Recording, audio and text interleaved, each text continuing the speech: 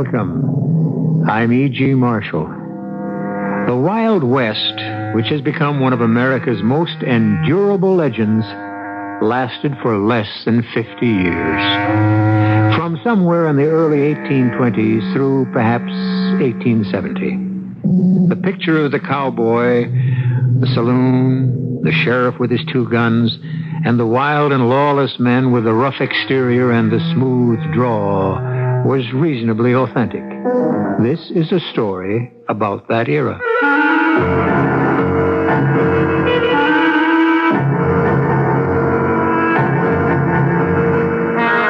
Our mystery drama, The Blue Roan Stallion, was written especially for the Mystery Theater by Ian Martin and stars Tony Roberts.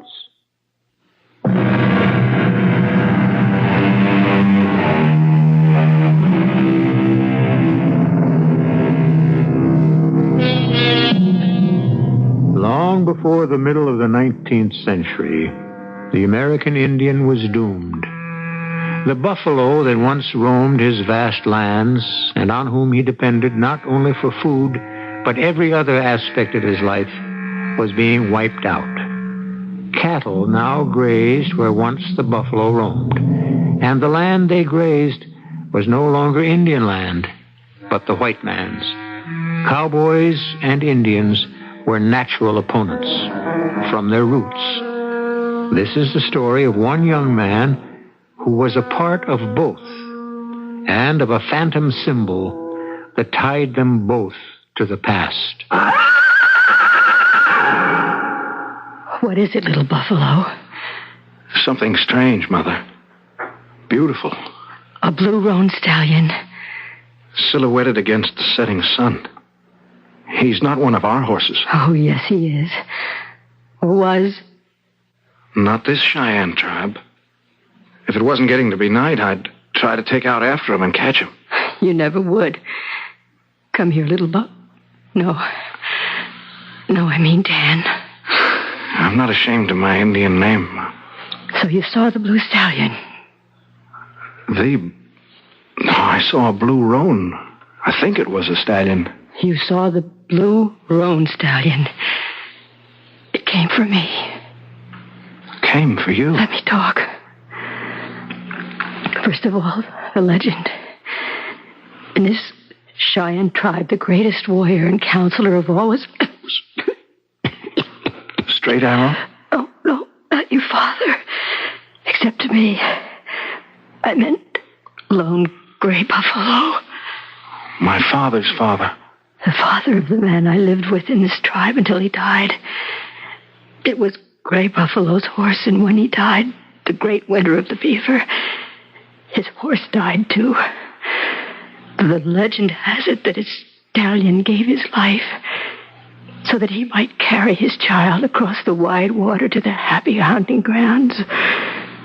Your father saw him out there by the edge of the aspen the night before he took sick, and the chiefs sent for you. I'm sorry I didn't get here in time to say goodbye. He would have liked that. I'm glad you are here with me at the last. I'm glad I'm here to make sure nobody turned his back on you. Oh, they wouldn't have. I'm accepted now after all these years as one of them. As you are, I hope, in the other world. Because nobody figures me with blue eyes and red hair for a half-breed. I find it hard to believe sometimes there can be any Cheyenne in me. Was he really my father? Yes, son. And even though I sent you away all those years ago to live outside the tribe, he still remembered you as his favorite son because you were born of our union. I wanted better for you. Better? The Cheyenne are better men than their white brothers. No. They are a dying race. I wanted the future for you. That's why I sent you to your aunt in Abilene. You said in your letters you studied at school. I did, Mother. I did.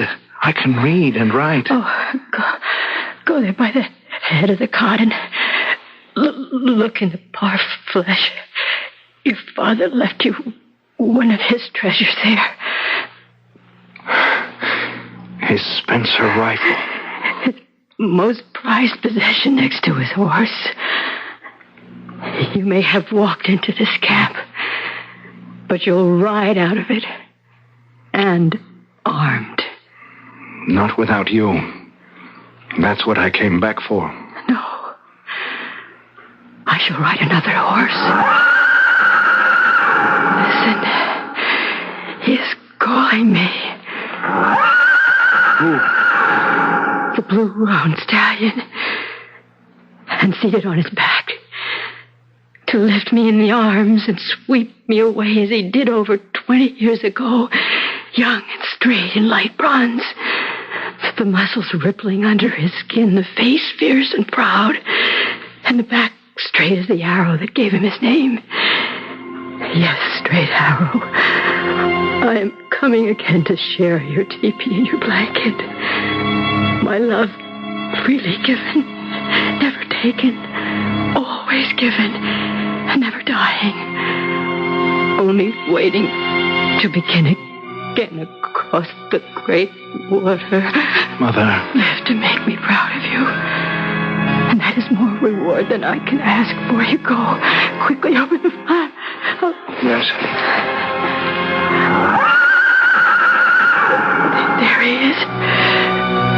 Sitting on the blue stallion. Waiting for me. Look closely. And you will see me. Joy.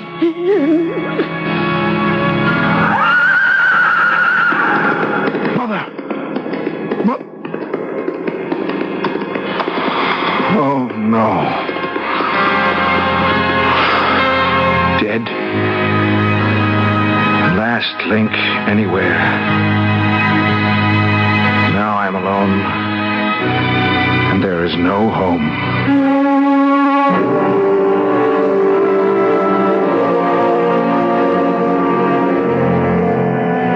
I came down off the edge of the mountains, across the flatlands, heading southeast back towards Texas. I had a good horse between my legs and a rifle I could drop a prairie dog with at 100 yards. It was summer, and before me I could see a far mile. I'd have never seen him if it hadn't have been for the vultures. A big, heavy man, well-dressed, lying on his back, fighting to keep his eyes open. A Colt 44 cocked and ready in his lap if one of them came too near. You want to put up your gun? I'll give you some water. Gun is for the buzzards, not you. A drink. I'd take it kindly. Here. Oh, Lord, hold on. Come at it easy. You'll tie up your belly in knots. Oh, damn fool. I know better. Only when you hanker this hard for a drink, No, that's enough for now. How long you been here? Since yesterday afternoon. My horse shied at a rattler. It threw me. Oh, my leg's broken. Oh, my ranch isn't too far from here. And horse, we could make it by nightfall. You're not in any shape to ride. Let's have a look at that leg. It's just below the... Oh, knee. Yeah. Shin bone. Tibia.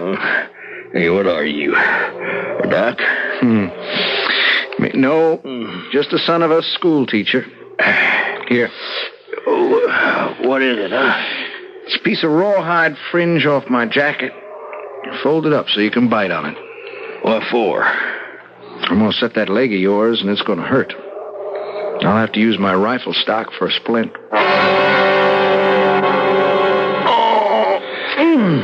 Had to cut your pants leg away anyway, so we might as well use it to tie that splint secure. Oh, you get that bone in place so I can walk again. I don't care. You stripped me naked as I was born. We don't have to go that far. You're not doing any walking. You ride, I'll walk. Oh, you ride Indian style? No saddle? It was a long winter for cowhands. Well, you get me back to my ranch, son, and you don't have to worry about winters as long as you want to ride, fence, herd, or cattle drive for the Crown M. My name is Hale Chalmers. Pleased to meet you, Mr. Chalmers. Dan's what they call me. Dan Bowles will do. Oh, wow. What would do better? Nothing. That's my name. Okay, Dan Bowles. Let's get tracking. We got a right for a piece to go before we make it to home.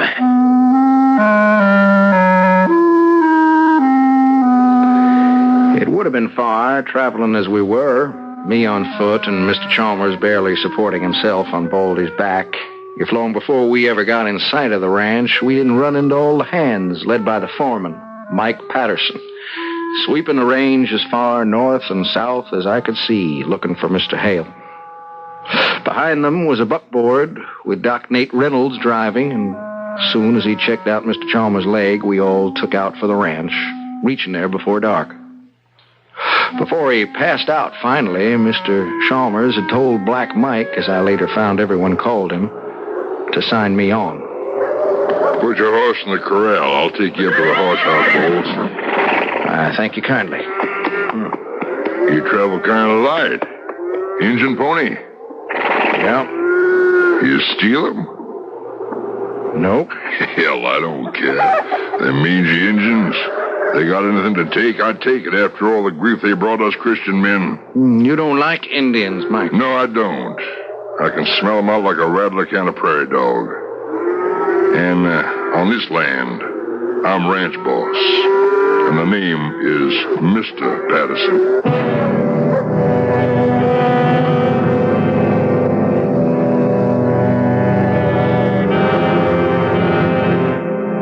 So in one day, I'd made a friend and an enemy. The friend I could reckon for sure. The enemy was just seat-of-the-pants hunch. I wasn't that bad in need of a job. I had to work under a ranch boss like him. And I might have considered real hard about signing on if it wasn't for a thing happened the next day. Come. Mr. Patterson said you wanted to see me, Mr. Chalmers. I sure do, son. Come on in. Shut the door. Have some coffee with me. Thank you, sir. I don't reckon I could stop for coffee. Mr. Patterson wants me out riding fence. He does, doesn't he? He signed you on like I told him? Well, sir, I ain't rightly signed on yet. I reckon he wanted me to prove out, and I ain't made up my own mind the whole way. Well, forget Black Mike. He's mean, ugly, cuss a lot of ways, but the best ranch boss a man could ask for. Go on, sit down. Pour yourself some coffee. How's the leg this morning? Well, it hurts. Means it's mending good, thanks to you. Got your rifle stock right here. Needs some cleaning. No, I'd rather tend to that myself. Yeah, I figured you would. And I want to ask another favor of you. Well, sure, Mr. Chalmers. I guess. Now, come right down to it.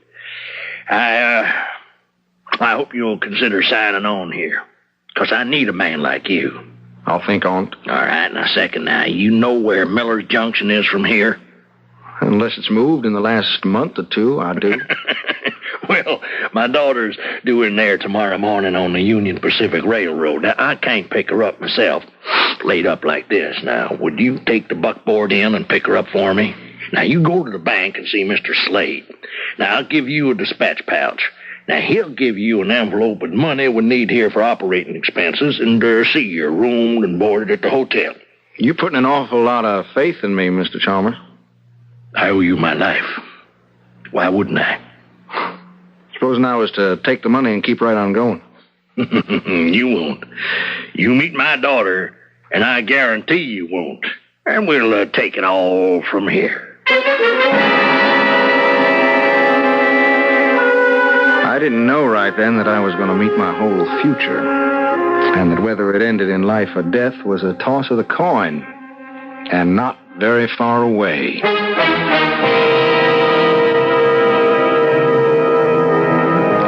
Some curious instinct, perhaps bred from the half of him that came from Indian heritage, faintly struck an alarm bell deep within Dan. Shutting his eyes against the sun as he came out of the ranch house, he could almost glimpse far off the vision of the blue Roan stallion, and hear against his heart the drumming of its hooves.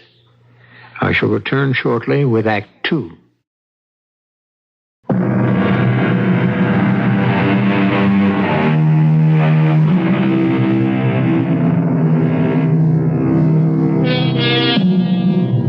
Coming events do cast their shadows before them.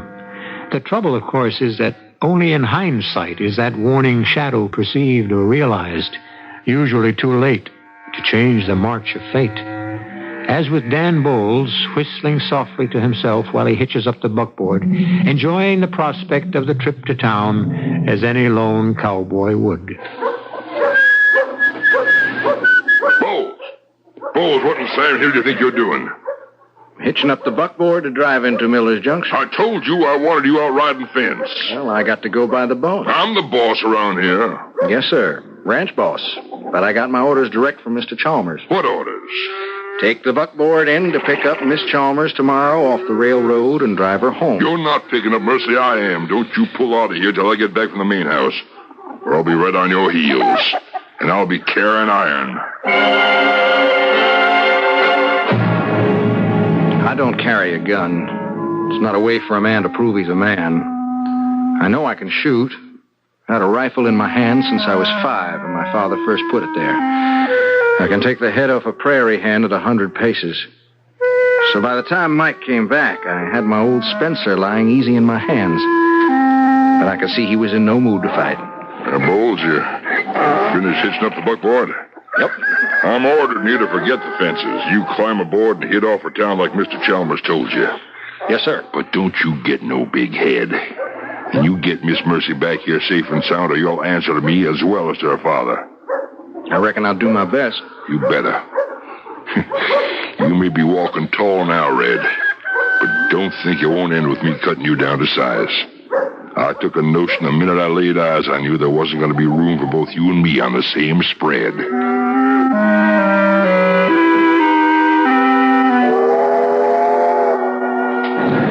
When the train pulled in next day, it wasn't hard to spot Miss Chalmers. Only 2 people got off. One was a man who helped her down. She was a small person, dressed Eastern style in a long, silky dress, with a great wide hat of straw and her dark, chestnutty hair. And dark brown eyes so big and deep a man could drown in them. And I did. I was in love with her from that very first moment. Miss Chalmers? Yes? My name is Dan Bowles from the Crown M. Your father sent me here to meet you and see you back to the ranch. Oh, how do you do, Mr. Bowles? Dan will serve, ma'am. I'm just a hired hand. Oh, well, you must be something more if Daddy sent you to pick me up. And even if you weren't, we'll stick to Mr. Bowles. He's all right. Daddy's all right, isn't he? Just laid up for a short spell. Why? Seems like his horse stepped in a gopher hole and throwed him. He wasn't hurt bad. Broke his leg is all. Only a shin break. You got some luggage I ought to be picking up. Yes, I do. So then I'll get you settled in the wagon and go fetch it. I reckon I'll just trail your dust for a while. You are headed for quite a roundup.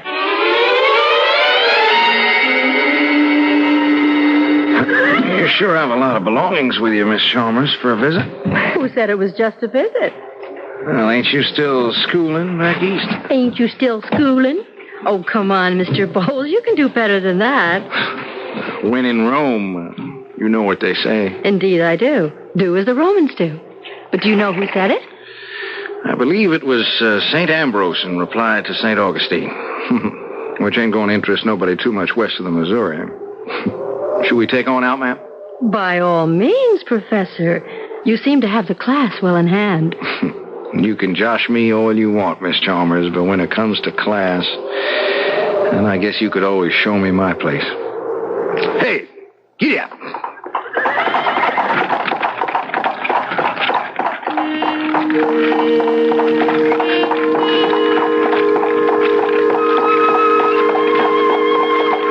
So you took the stock off of your rifle and made a splint for my daddy's leg.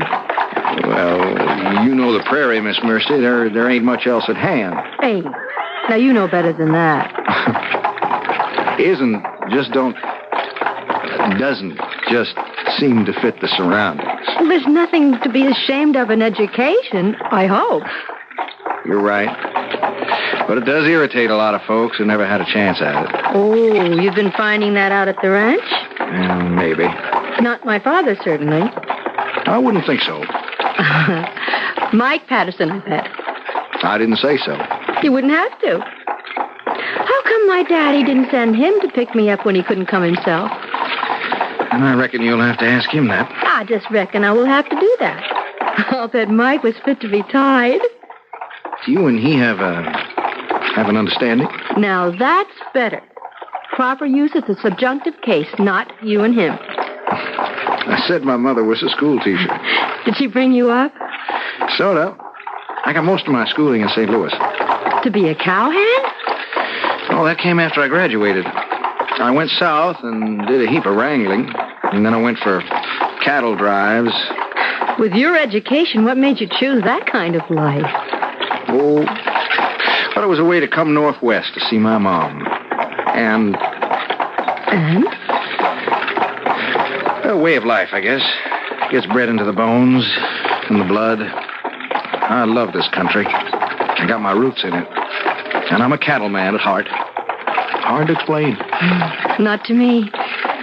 Why do you think I brought all this baggage with me? Just for a visit? I wouldn't know. This ain't no visit, Dan. I'm back home where I belong. To stay.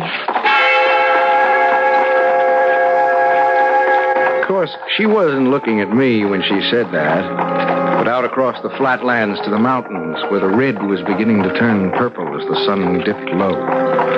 But my heart gave a leap like it does when you hook some old trout, and I knew the first moment I got back I was going to sign on at the Crown M, in spite of Black Mike and the trouble I knew had to come between us sooner or later.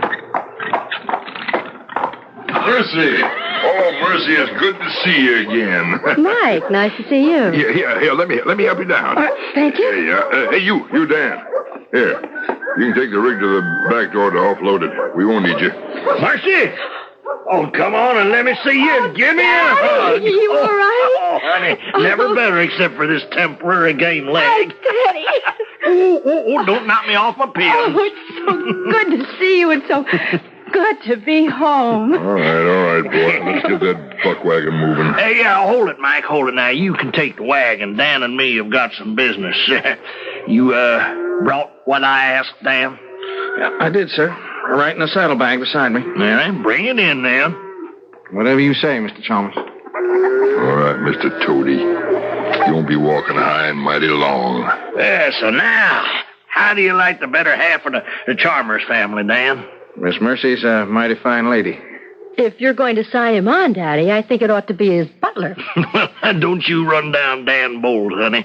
I owe him my life, and according to Doc Reynolds, the fact that I'll be able to walk again. Oh, I wouldn't dream of running him down. He's too good at doing that for himself. Well, I'm going upstairs to freshen up. Could someone bring me my bag? Just as soon as Mike gets him off the wagon, I'll have the houseboy bring him up to you. I won't be long. Oh, yeah, she's a caution. But it's good to see her home. Come on in my office, son. We'll get that money in the safe. Yeah, well, it's all here. Oh, I hope so. You don't think I'd be siphoning any off on you? Well, I told you to buy yourself some gear. Now, see you got some new clothes. Oh, sure. I also picked up a saddle and such, but I used my own money. Okay. That's as you please. I still got some money laid by. You going to sign on with me? Well, I'm not right sure I should. Why? Well, one good reason. Your ranch boss and me, we don't hit it off so good. Well, for all his drawbacks, he's the best I ever had.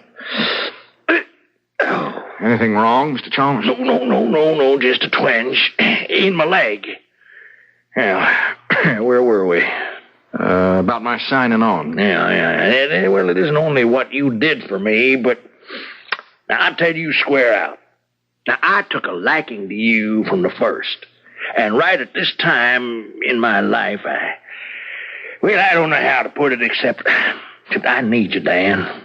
Now, with Mercy home and determined to stay, she's just as taken by you as I am. I can tell. Well, I can't lay it out much plainer. I hope you'll stay, at least a while. I reckon you don't have to twist my arm, Mr. Chalmers. Oh, my damn, son, that lifts a heap off of my mind. While you was throwing your money around, you pick up a gun to carry on your hip, No, sir. Well, I got no choice, son. I have to warn you against Black Mike. He might call you out. You ought to be ready. I'm ready, sir. But not with a gun. Never with a gun. A gun is to live by, not to die by.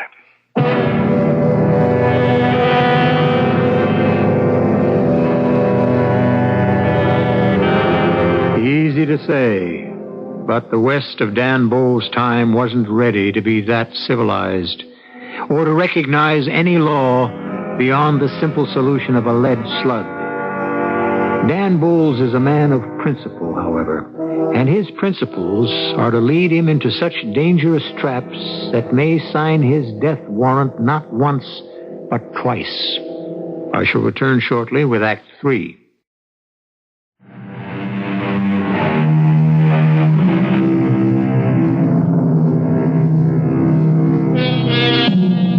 As the hot summer passed on, no threat of the violent events to come showed.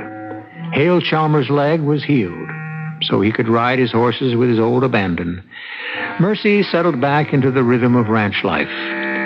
Mike Patterson was fully absorbed in the handling of the stock in preparation for the fall drive to market. And Dan, well, he was the fuse primed for the explosion. Because Hale used him as a minister without portfolio, a sort of second in command, circulated to every field of the ranch life and management. But a delayed fuse is just as dangerous as any other. Where the devil do you think you're going? Mr. Chalmers' orders.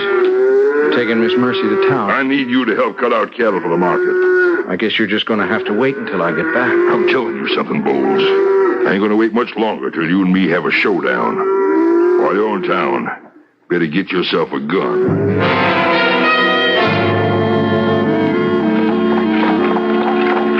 I feel right at home on the range. And I sure never do hear a discouraging word. Oh, I'm sorry. I was thinking. How about an encouraging word? Don't do that, ma'am. Ma'am. But are you determined to sell yourself into slavery? I have since I first met you. Now that is more like it. Stop the horses. We're running a piece behind town. You won't? I will. All right, Dan Bowles. Let's you and me have a showdown. Don't you think it's about time? Yeah, I reckon. Everyone wants to call me out. You ought to be the first. Why me first? Because you know you got me hog-tied and thrown. And what's the sense of keeping up the pretense? Why would you want to? I'm not worthy of you, Mercy. Mercy. First time you called me that. Yeah, and it should be the last. Why? Because if I let it stand and you let it stand, it changes a whole heap of things between us. It doesn't change a thing, Dan Bowles. It just gets it out in the open. And about time. I am just not going to wait around any longer, and if you can't speak up for yourself, I will. I know you love me. Why don't you do something about it? Well, see, you don't understand. I don't want to understand. I just want you to tell me that you do. It seems like I don't have to. Well, you better. You kept me waiting long enough. Oh, darling. Whee! Oh, we'd better get on into town fast and round up that license. I may be a mite forward, but I still want to stay a decent woman. old buckboard was skimming over air. I knew I should turn it around and head back for the ranch and have my own showdown with Mr. Chalmers. But Mercy's eyes were shining. My heart was plumb ready to swell up and burst. We did have business in Miller's Junction. It was difficult to say goodnight, but finally, Mercy went up to her room. I should have known better and gone to my own, but, well, I thought a drink might clear my head. So I made the mistake of going to the bar. Hey, bartender. Give me another blast of that rot gut and leave the bottle. Hey, join me, partner? I'll buy my own, mister. Oh, no offense. Just making a little play, Mr. Patterson. They tell me you're the ranch boss up at the Crown M. What if I am? Well, since you just rode in, I thought you might be looking to sign on some hands for the fall drive. Whew, I'm ready, willing, and able. Oh, you got a horse and gear? Sure. Where'd you ride last? Up Oregon way. You're a lazy kid. Hey, wait a minute. You want the word on me when you look at who just walked in? Well, boy, if it ain't old Red Injun himself. Hey, Dan, old partner. It's Bake Whitney off the Lazy Q. Hey, babe. Great to see you. What you doing up this way? Well, I run a drive up to Chisholm and was on my way home. Oh, boy, it is good to see you, Injun Dan. Hey, you could put a word in for me with the boss here, maybe, huh? Injun Dan, huh? That's your usual nickname? Yeah, some places. How come? My father was a Cheyenne. I knew it. I knew it. I could smell it the first time we met. A half-breed. Hey, now, wait a minute. Don't be so fast, Whitby. If you're looking for a job, don't mess between us. If you want to ride out to Crown M tomorrow, I think I can promise you one. Sure looks mighty definite there's going to be an opening. Hey, Dan, I see something wrong? No, it's nothing more than I should have said long before this. Bake, you got to help me out. Just ask. I want to borrow your horse and get back to the ranch. And I want to ask you to escort a lady out to the Crown M tomorrow by buckboard.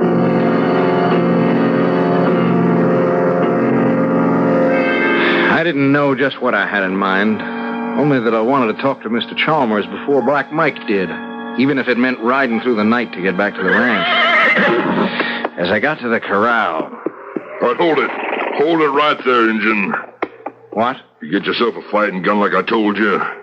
Oh, it's you, Mike. No, I didn't. Well, it's too bad. I'll tell you what. I got me 2 guns. No, don't you even move toward that rifle. I'll just fire one of my guns in the air and plug you dead with the other. Then I'll toss the other gun alongside you. There won't be no problem. An Indian don't have much rights in this country anyway. You're not getting mercy. Or this ranch, or taking anything away from me, you understand? You better get ready to join your ancestors. I'm telling you, one man will never miss you now, knowing what you are. And that's Hale Chalmers. I never figured that. You all right, Dan? Well, yes, Mr. Chalmers, but... I was awake. Pain was bothering me. I heard him, Mike, ride up. Then you, Helpful Leather, come out on the porch to see what in tarnation was going on. I couldn't let him kill you. I owe you that, at least. He meant to murder me. Yeah, I understand his feelings.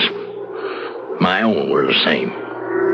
What do you mean? I have a daughter, and I have a ranch, and I had a dream. I haven't long to live.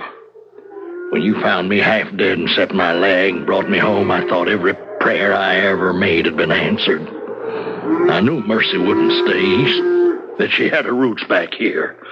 The ranch would be hers, but she needed a man to run it with her. And Mike Patterson, for all he wanted to be, was not the answer. It looked to me like you were. And it seemed to look that way to Mercy. Mercy loves me, sir, as I do her. She loves what she thinks you are, what I thought you were, not some sneaking, dirty, below contempt half-breed. You speaking for yourself? Or any right-thinking American. I dispute your title. One half of me is more American than any wish or dream can make you. But it's an argument don't make no sense. I guess there's only one answer now. Get out while the getting's good.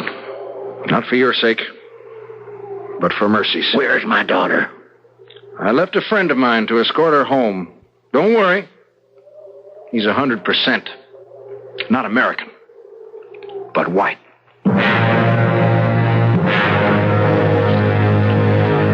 I couldn't just walk out of Mercy's life without at least an explanation. So, riding my own horse, and with Bakes on trail, I headed back for town. I was less than halfway there when I met them. The old buckboard swaying and lumbering as Bakes drove the horses full out. Whoa there, boy. Now hold up, hold up. Darling, are you all right? I'm okay. Oh, I thought you and Black Mike had tangled. Oh, Dan, I was afraid you might be dead. No, not me. Mike? Your father shot him to save my life. Oh, darling. I never seen a man so stubborn in my life. Now, why don't you pack a gun? Why don't you take your horse and ride on to the ranch, Bake? There'll be more than one place for you there now. But Miss Chalmers... Dan can see me home safe. Or, Mercy knows her own way. Well, as you say. Dan, if what I said last night had... Forget it, Bake. It had to come out. I should have made it clear long since. Well, I just hope I didn't cause no trouble.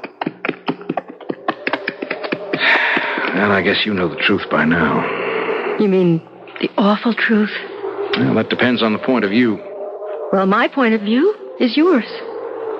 Yeah, but not your father's. He has no right to think as he does. I love him, but he's wrong. Yes, but that doesn't make me any more the right for you. Well, there's one way to solve it all. How? Well, you wouldn't make a dishonest woman of me no matter how hard I've tried. Will you take me back to Miller's Junction and make me an honest one? But your father... Well, once it's all over with, it'll be too late for him to have any objections. Not that he has any right. What do you mean? That will be my wedding present to you, Dan. Or the best part of my dowry. I'll tell you on the way back to town. If Mercy hadn't told me the whole story, I don't know if I ever would have gone through with it. But knowing the truth, I saw no reason not to, and we were married. The only thing I wouldn't do was run. I just had to make my peace with her father some way before we left, or at least let Mercy say goodbye to him. It was coming on to dusk by the time we set off back for the Crown M, and we were just going through a cut in the mountains when suddenly Mr. Chalmers showed up, loaded for bear. He drove his horse straight at us, stopping the wagon with a squeal and a groan, blocking the road as he got off. Get out of that wagon, Injun. Daddy, what are you going to do? You stay out of this, Mercy. You get yourself a shooting iron yet, Injun Dan? No, sir. Stay back, Mercy. Let me handle it. Okay. I brought one for you. Here. Well, go on, pick it up and defend yourself. I don't shoot any man without a weapon. Even an Injun who sneak behind my back. Daddy, listen to You pick it up. No, sir. If you want to shoot me, I offer you no excuse. The blue stallion. Remember I told you? The sign of death in my family. Pick up that gun. Watch out, sir. The stallion. Are you all right, darling? Yes, I'm all right. But my rifle. Why did you fire? He didn't shoot. I fired at the stallion. What happened to Daddy? Your father... Oh, did I shoot him? My heart gave out. Been living on borrowed time. Oh, Daddy. It's all right, Princess. I couldn't have lived with... Oh, did you marry? Yes. Oh, there's something I have to tell you. Why? Daddy, I've known for years. Ever since Mother died. What does it matter? I loved you just the same, and I never knew him. You were all the father I ever wanted. But I am not ashamed of my Indian blood. You got to understand. I loved her. It wasn't her fault. She was taken against her will. I was proud to marry her, to give her child, to give you her name. Dan? Yes, sir. I shouldn't have tried to put one man's guilt on all your race. Forgive me. What's that? The blue Roan Stallion. Take care of the ranch. The crown have mercy. Don't worry about me. He'll carry me to rest.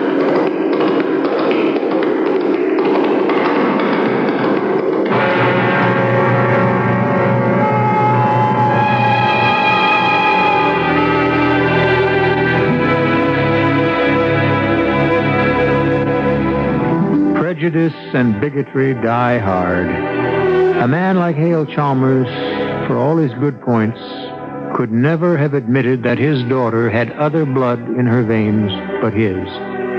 But perhaps beyond the waters, where the great stallion carried him, he may find wisdom among his equals and learn to smoke with them the pipe of peace. I'll be back shortly.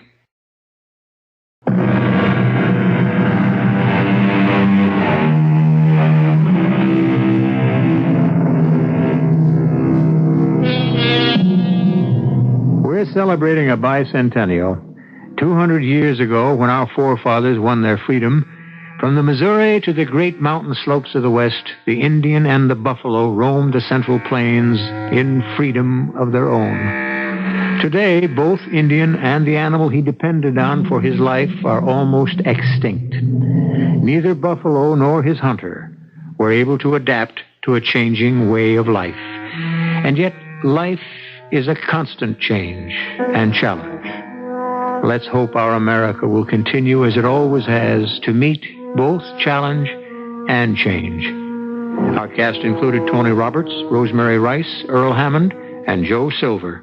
This is E.G. Marshall inviting you to return to our Mystery Theater for another adventure in the macabre. Until next time, pleasant dreams.